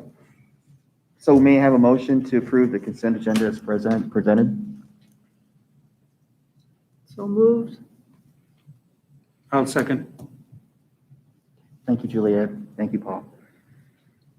Can you move your mic a little closer to you? I can't. Yeah, you really need to hear speak up. Okay. You have such a soft voice anyway, and then the mask is not helping. And Yeah. Okay, there we go. There we Check, go. check. Is that Yeah. good? Good. Wake up. Okay, let's do this. So may I have a motion? May I have a second? Roll call, please. Weedman, Yes. Haid, Yes. Redzinski, Yes. Jalowick, yes, Figueroa, Yes. Rego, Yes. Tinkball Pong, Yes. Okay, motion passed. Mr. President and the board, I just wanted to recognize a visitor here who came today. Our new Assistant Superintendent of Human Resource and Operation, Mr. Terrell Yarbrough, who's over there. would like to stand up. I'd like to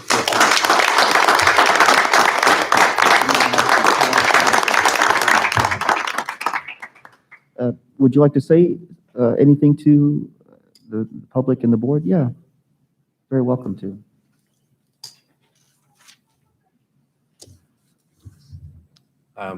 Well, is this? Yeah. Okay. No, first of all, I just want to thank, that the administration, board members, staff that's here today, students, looks like a student as well, just for the opportunity to serve. This is, for me, very exciting to be here. I visited Fenton a couple of times with our equity team and came away impressed it seemed from the staff at Fenton for their passion for kids and their passion for Fenton High School. And just on the drive back to McChesney Park, where I'm currently principal of Harlem High School, just came away just blown away with just the passion that was here. So I'm very happy to be joining the team. Hopefully that goes through, and just excited to get to work and get to know you all. So thank you. I appreciate it.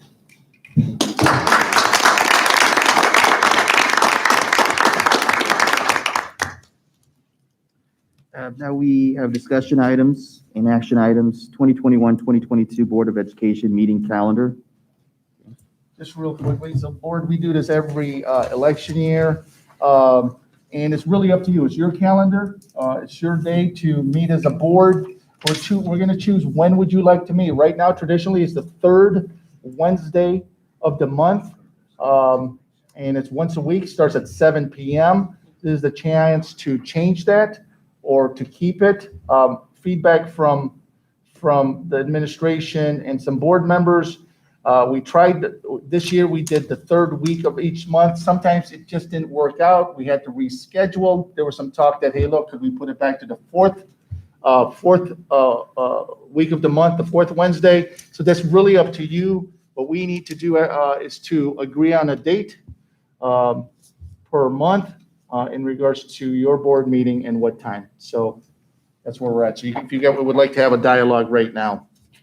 I propose we move it to the fourth Wednesday of every month, 7 p.m. I vote for the third Wednesday, What time? 7. 7.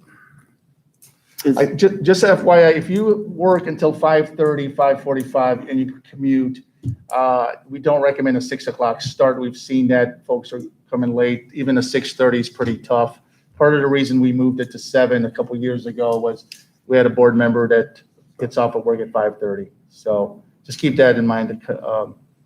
The commute, there's only 12 board meetings a year. We would like for each one of you to be here in those all 12. Yeah, what was the justification for a third Wednesday before? I didn't hear you. What was the justification before for the third? Why did we go to the third? Yeah. I think that because there were conflicts, a lot of conflicts in the school calendar. So we had gone to the third. That's why. But it turned out that the third week turned out to be problematic this year. I mean, we had to do quite a few changes. Holidays, there were some holidays. Martin Luther King, I believe, is one of them, is on That's a Monday. that third week. Yeah. But I just recall that there were a few changes we had to do. In previous years, when we had it in the fourth week, that seemed to go smoother. And it was easier to remember. Yeah. Another question I have is, in terms of the board agenda, when we get it, it's usually the Friday, right before the meeting. So we give us about the weekend and a couple of days. And I know we've revisited that before, but is there any chance we can go to maybe like a week before? We could discuss that. For what? Okay. Right. Yeah, Let's take care of the date first. My apologies. My question was, could we consider the board agenda when we get it, maybe a week before instead of the Friday before? that would be a question for people putting it together, right? Right. I think what we got right now with the agenda right here, I think we could discuss that. But let's take care of what's on the agenda item right here, which is to choose your date for the meeting. Is it, I'm just echoing what you're saying, either the 3rd or the 4th, 7 Let's take PM a vote. Wednesday. That's just my preference, so. Yeah, It you seems can like go the down the 4th, list. so we run into interference with Thanksgiving and Christmas and people who want to travel during the holidays with the 4th. So, I mean, I'm indifferent. Wednesday works for me, 3rd or 4th. I'd lean towards the 3rd. If we need to do a vote, let's do a vote.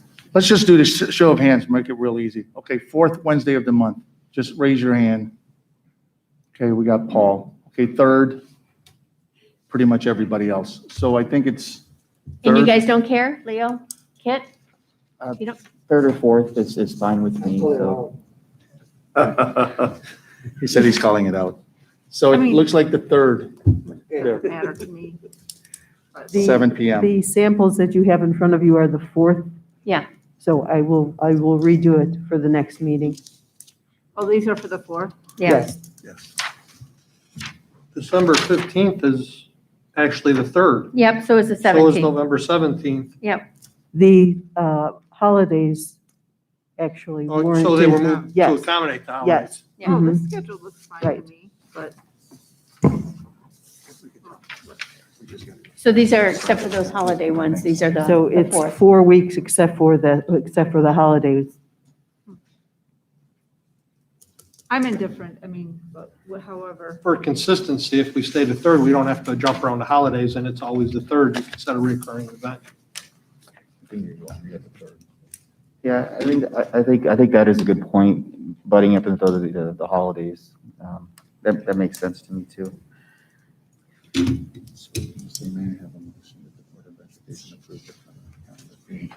As presented. May I have the motion that the Board of Education approve the 2021 Board of Education meeting calendar as presented? I thought we were changing it to the 3rd. As presented, what he. what As you guys amended. just discussed. As amended. Yeah. Yes. Not as presented. Okay. Correction. I'll make the motion. As amended to the 3rd Wednesday. And I'll second it. Okay, roll call, please. Weedman, Yes. Radzinski, Yes. Jalwick, Yes. Figueroa, Yes. Rego, Yes. Hayde, Yes. Tinkle Pong, Kit? Yes. I'm sorry. You're both. They were it's- both. it's- You're Oh, both. yes, yes.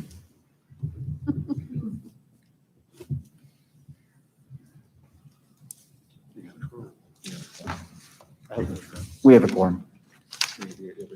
And it's passed, motion passed. Yeah. Okay, 2021, 2022 school treasurer appointment for Mr. Bruce Martin. Yes, thank you. Kit. The annual action item per the board policy is to appoint a treasurer of the school board for the upcoming fiscal year beginning on July 1st.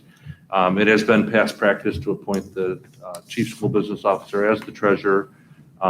If the board is agreeable to do that, they would need to take action and appoint myself in that role for next year.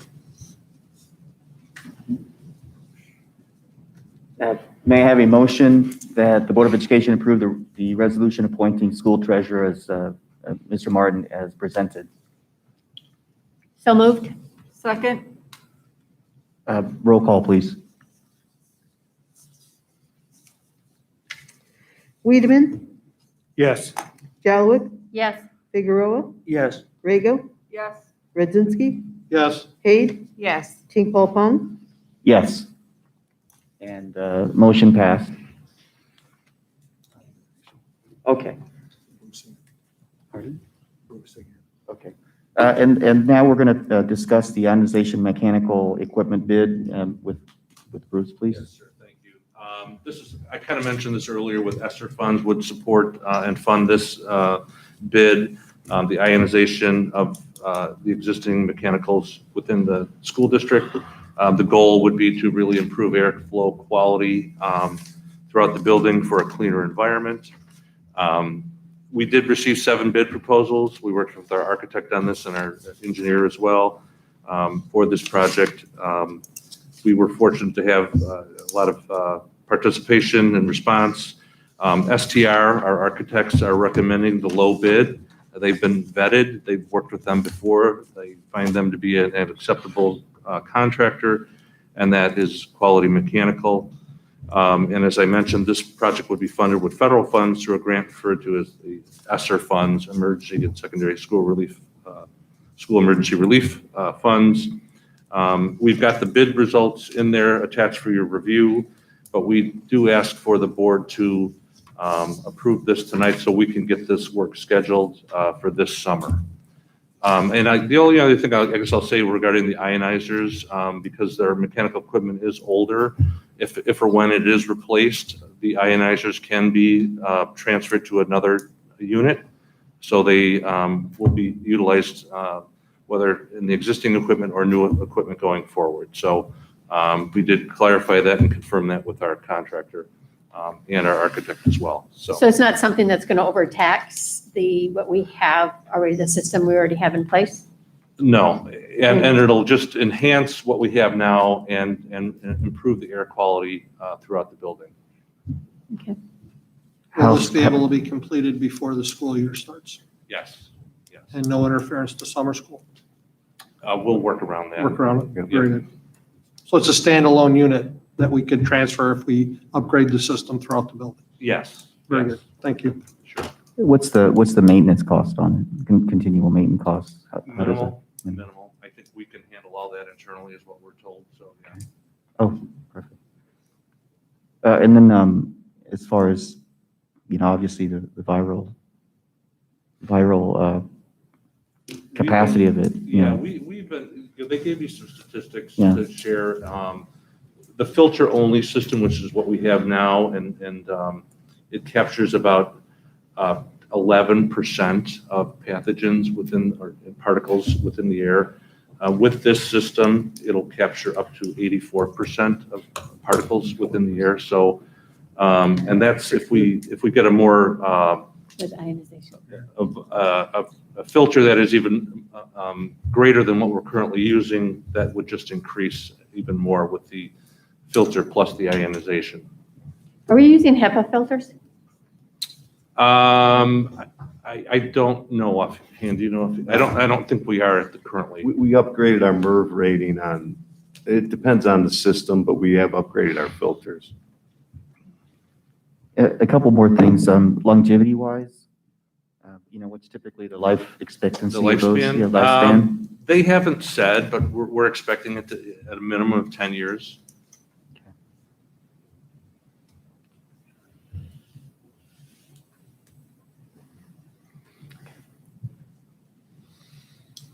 Any other questions, guys? Okay.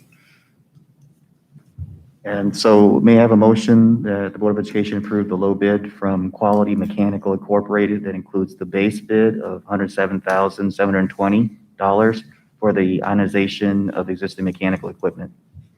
Can you repeat that? I can't hear you. Yeah, you know My what, before you apologies. do, how much have we used with the ESSER one?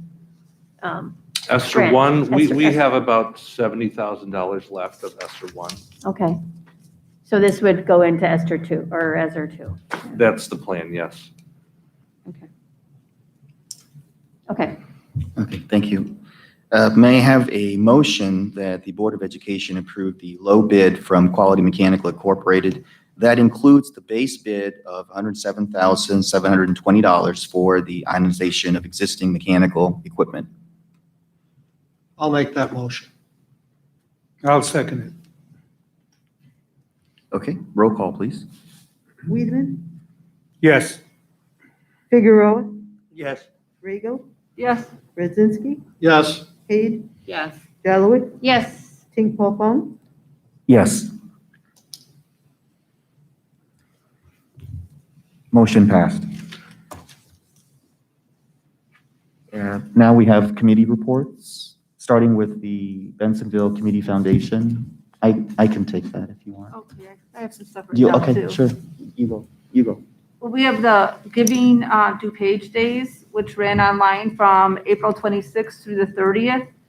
And it raised $1,150 for the foundation and $389,000 for 102 DuPage nonprofit organizations. Wow. Which is pretty incredible. Being online. Yeah, pretty cool. And then the Subaru Share the Love Initiative, which was a program that Subaru has where when you buy a Subaru, you get to donate $200 on behalf of Subaru to one of several charities. Bensonville Community Foundation was presented a check for $66,117. Wow. And this is going to help the foundation to continue to give grants and serve our community, significantly. And then finally, the foundation also gave a check to Fenton to cover the cost of AP testing for all students who could not afford to do so. I don't recall the amount though. Approximately $2,500. So.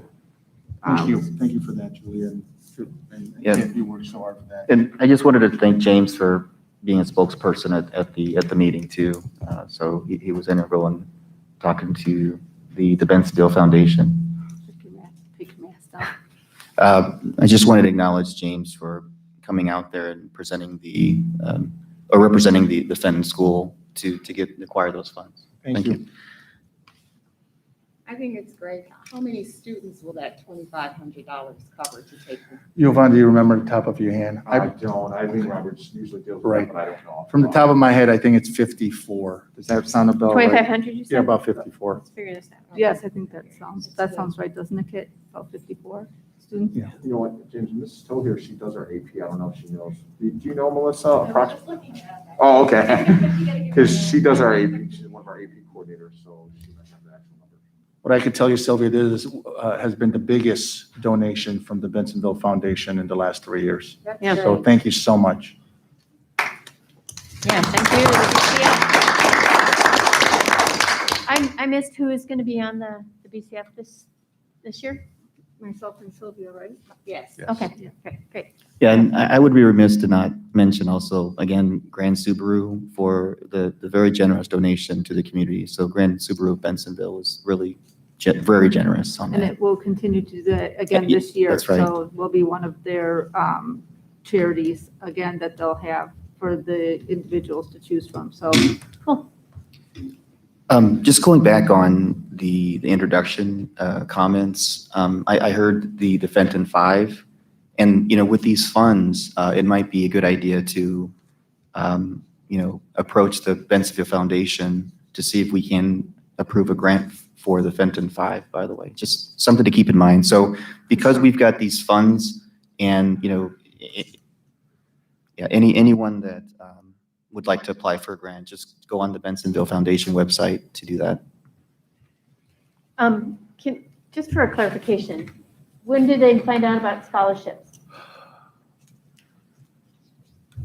You're asking me? I am?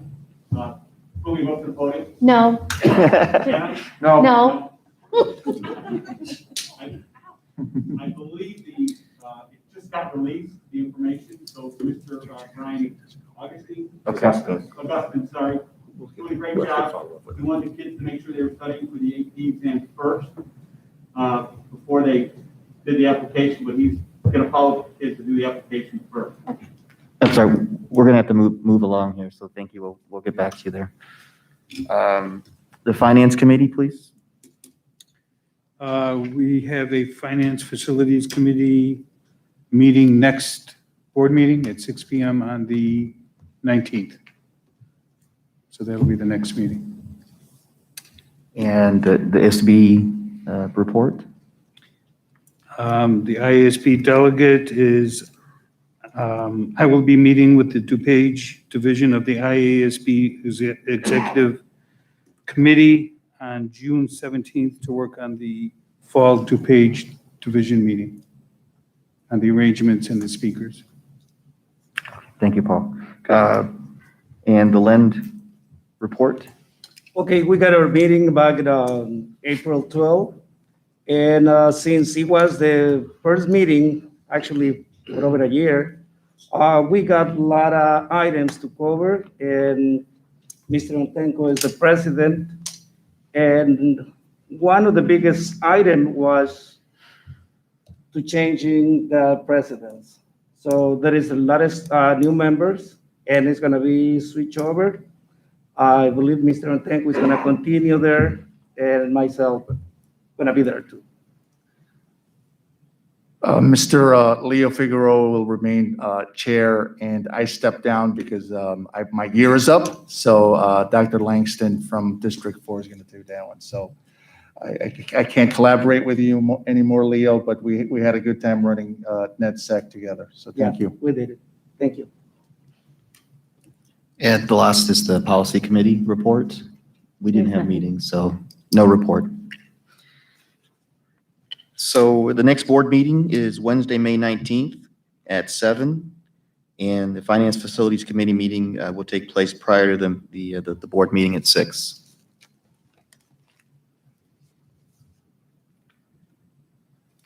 And so may I have a motion and a second to go into closed session for the purpose of this appointment, for the appointment, employment, compensation, discipline, performance, or dismissal of specific employees of the public body or legal counsel for the public body, including hearing testimony on a complaint lodged against an employee of the public body or against legal counsel for the public body to determine its validity.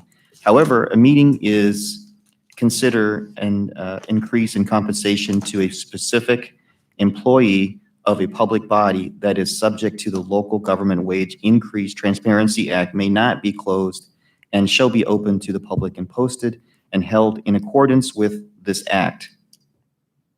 5 ILCS 120/2C1 and collective negotiating matters between the public body and its employees or their representatives, or deliberations concerning salary schedules for one or more classes of employees. Roll call?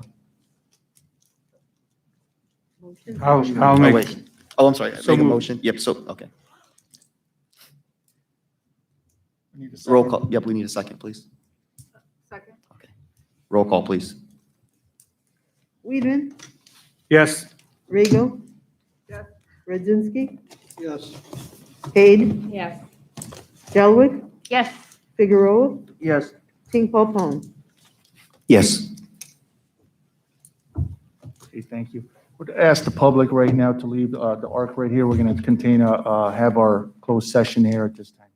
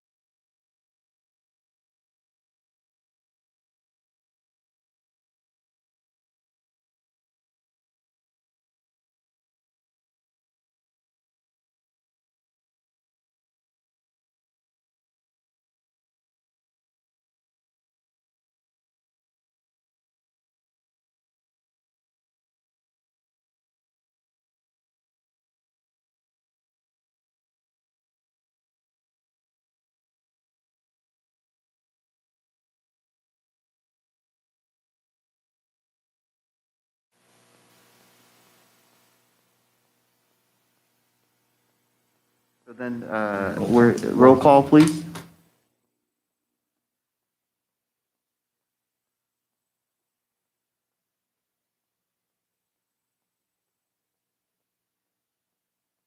King Poupon, Yes. Closed at And 10:03. so now we go back to open session. Open session. You want to let them vote? No, if there's anyone out there, open the door. There's no one out there. You want me to go? Yeah, if you could double check. Oh, this guy. Thanks, Patty.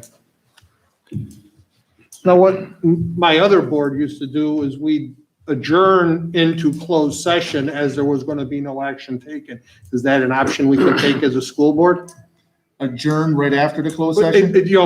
We're going into closed session, but as no action will be taking, we will be adjourning the meeting immediately from closed session. So nobody hangs out to hear there's no action. That's something my board used to do. I don't know if it was something to the fire district world or if it's something we could consider. We can stay that, John, that's a good idea, but if they're following the agenda, they know there's nothing there afterward. You understand? I get it. I get it. Just, We'll announce it. okay. Yeah, because I sat and watched your closed session for an hour and 15 minutes to have you adjourn, and it's like I could have just went to bed. Sorry about that, John. Yeah, you kept me hanging. I fell asleep all right. So may I have a motion to adjourn? So moved. Second. Okay. Thanks. Wiedemann, Roll call, please. Yes. Redzinski, Yes, ma'am. Jelwick, Yep. Figueroa, Yes. Rego, Yes. Hayde, Yes. King Poupon, Yes. 10:05. This is, I won't be at any more board meetings, so this is it for me.